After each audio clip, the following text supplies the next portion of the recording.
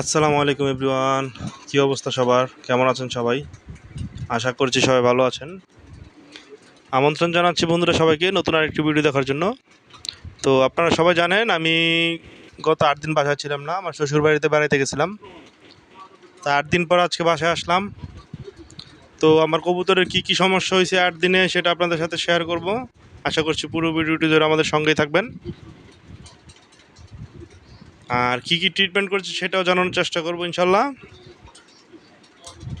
তো চলেন বন্ধুরা, যাওয়া যাক মূল ভিডিওতে। বন্ধুরা, মূল ভিডিওতে আপনাদের স্বাগতম। তো আমার এই যে উপরে যে কবুতরগুলো ছিল এগুলো এই যে এইখানে এইখানে সব কিছু একসাথে রেখে গিয়েছিলাম।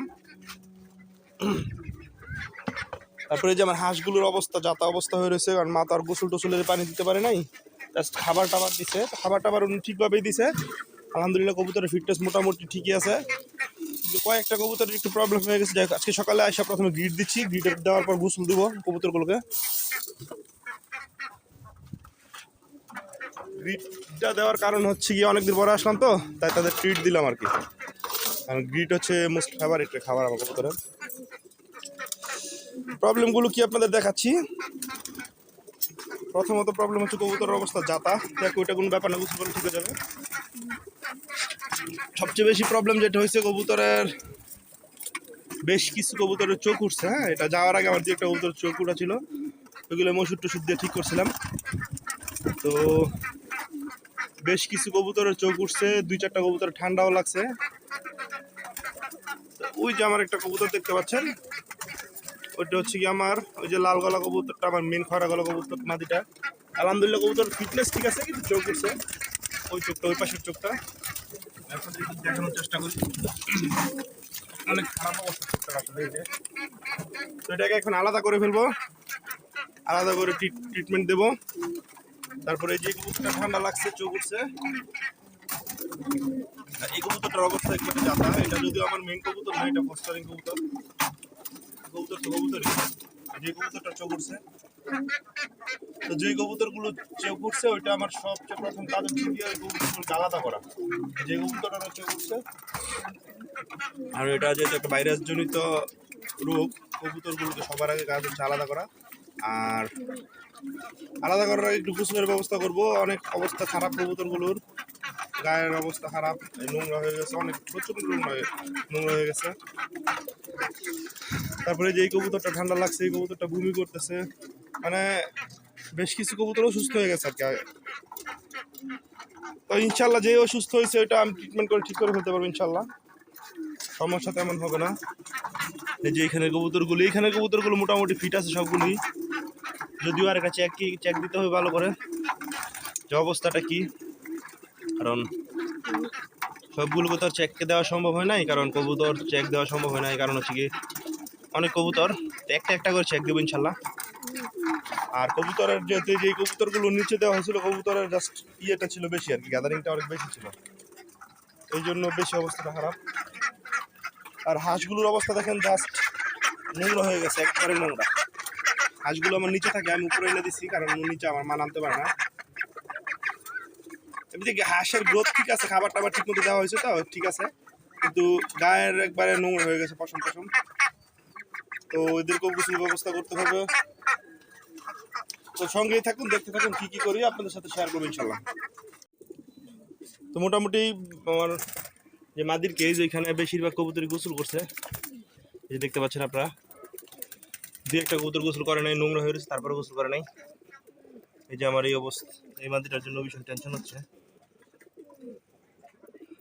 তো এই যে বেশিরভাগগুলি গোসল করা হয়েছে অলরেডি। তারপর বিকালে দুপুরের পরে রোদ্র ছাড়বো, আর একটু থাকবে এখানে পানিটা। আর এইখানেও মোটামুটি বেশ কিছু কবুতর গোসল করছে। তো গোসলটা কবুতরের জন্য খুব জরুরি হয়ে গেছিলো। এখানে দিব পানি, এখনো দিই নাই, কারণ অবস্থা অনেক খারাপ। এই যে নোংরা হয়ে রয়েছে, সব ছাদ টাদ পরিষ্কার করতে হইব, প্রচণ্ড অবস্থা খারাপ। আর এই যে আমার হাঁসগুলো, এইগুলোকে গোসলের জন্য দেওয়া হয়েছে।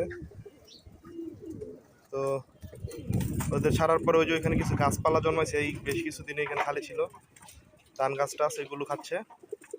মূলত এখানে পানি দেওয়া হয়েছে গোসল করার জন্য। জুম করে দেখাচ্ছি আপনাদের। তো এরা গোসল করবে ইনশাল্লাহ, গোসল করলে পরিষ্কার হয়ে যাবে শরীরটা, সে আশায় আছে আর কি এখন বৈশা। আর এখানে যে গাছ ছিল ওগুলো সব খায়া সাফ করে ফেলছে। তো ঘাস ওদের খুব প্রিয়, ঘাসের ব্যবস্থা দেখি করতে পারি কিনা। আসলে নিজে দেখাশোনা করা, তারপরে শুক্রিয়া আলহামদুলিল্লাহ যে দেখা করার একদিন মানুষ আছে, না হয়তো বা এরকম 8 দিন আমি যে ঘুরে আসলাম, এটা কে দেখাশোনা করতে যে লোক না থাকতো। আর আমি 12 মাস আমি নিজেই দেখাশোনার চেষ্টা করি। এই যে হাঁসগুলো বহুদিন পর ছাড়া পাইছে ছোট্ট একটা খাঁচা থেকে, ছাড়া পেয়ে তারা বেশ আনন্দিত।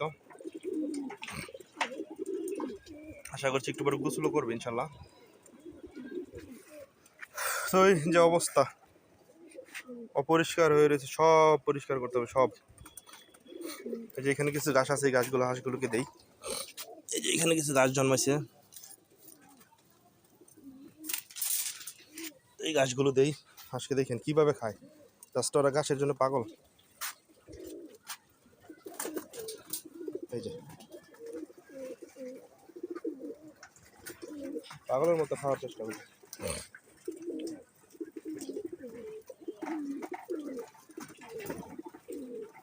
একসাথেই খাওয়ার চেষ্টা করি। হাঁসগুলো আসলে ওজন কমে গেছে অনেক, আর আমি যেভাবে খাবার দিতাম ওইভাবে তার সম্ভব না অন্য কাউকে দিয়ে, যেই বাঁচার মতো খাবার খাইছে আর কি।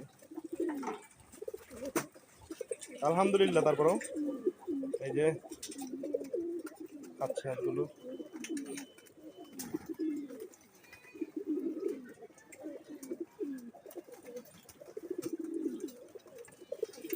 তো হাঁস পালন না করার পরামর্শ দিচ্ছি আমি সবাইকে, যদি ছাদের যাতে হয়, কারণ হাঁস প্রচণ্ড নোংরা একটা প্রাণী, হাঁস প্রচণ্ড ময়লা করে সব কিছু। মুরগি পালতে পারেন, তার চেয়ে নোংরা অনেক কম হবে, আর বাকিটা যার যার ব্যক্তিগত বিষয়। আমার অভিজ্ঞতার আলোকে আমি বললাম আর কি, হাঁস একটু না অনেকটাই নোংরা প্রাণী।